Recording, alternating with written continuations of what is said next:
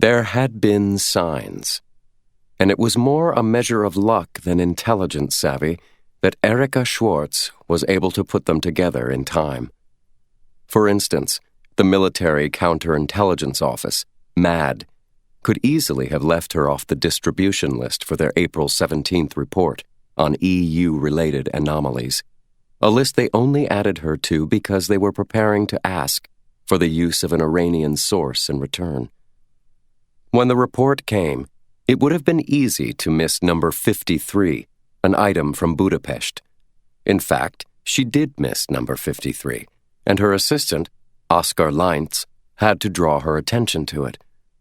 He came into her new, large-windowed office on the second floor of the Pullack headquarters of the BND, the German Republic's foreign intelligence agency, slapping the report against his palm. "You saw the bit from Budapest?" She'd been sitting, uncharacteristically, with a salad on her desk, staring out the window where, just over the trees, she could see distant storm clouds. Since her promotion 2 weeks earlier, she still hadn't gotten used to having a view. Her previous office had been on the ground floor. She hadn't gotten used to having resources, nor to the look on people's faces when they walked into her office and shuddered, having forgotten that this obese, ill-humored woman now sat at Teddy Wartmüller's desk. As for poor Teddy, he was in prison. "Of course I saw the bit from Budapest," she said. "Which bit?" "You haven't touched that salad." "Which bit from Budapest, Oskar?" "Henry Gray." Of course, she'd seen number 53, but she hadn't connected the name because she'd only seen it once before, months ago, on another report from the same source, a journalist named Johann Thüringer. Now, with Oskar's prodding, it returned to her. She opened her copy of the MAD report. 53. J.T. in Budapest. On the night of 15 April, Henry Gray, American journalist, see ZNBW reports 8/2007 and 12/2007, disappeared. His romantic partner, Susa Pap, Hungarian, insists he was kidnapped. Her suspicion? Either the USA or China. When pressed, though, she refuses to go into details.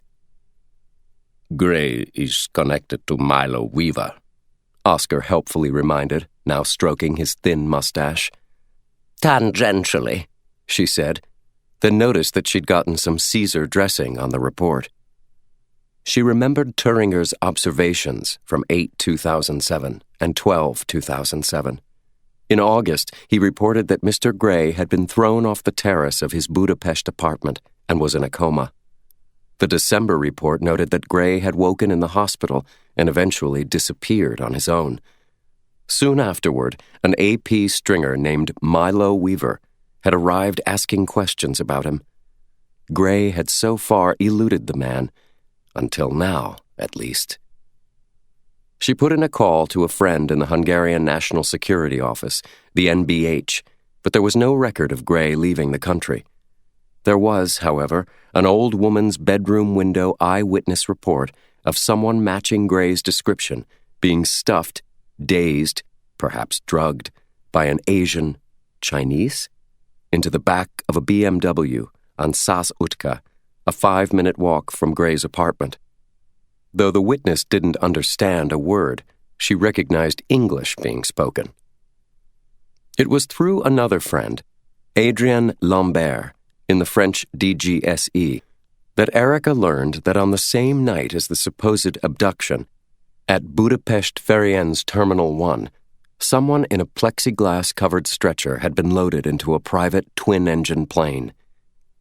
The aircraft was registered to a Romanian company called Trans Express SRL, a known CIA front.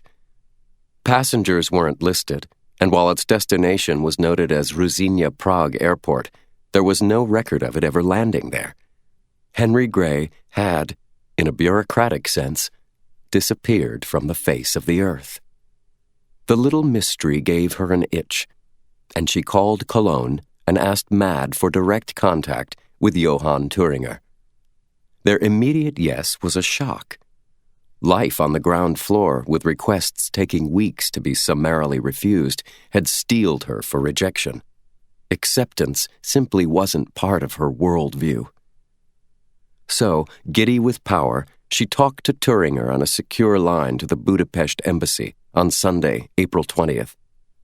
As per instructions from Mad, he had stayed most of the previous night with Susa Papp, who, after enough drinks and terrified rants about how no one could be trusted, finally began to open up.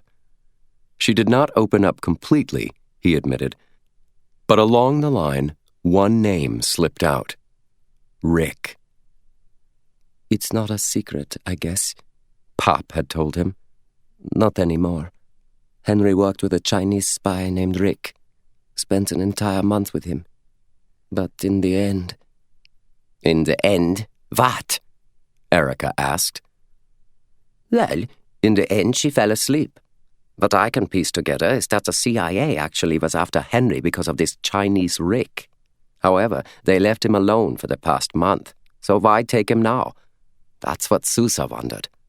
In the end, she believes the Chinese took him. I do too." Because of the Trans-Express plane, Erica doubted that was true, but she didn't bother to correct him, partly because she didn't want to share with someone who would quickly report it back to another agency, and partly because of Andrei Stănescu. 3 weeks ago, Stănescu had flown to Brooklyn, New York, to shoot a man named Milo Weaver, payback for the death of his 15-year-old daughter, Adriana.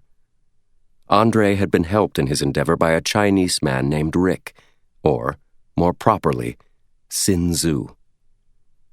When names connect so flagrantly, it pays to sit up and take notice.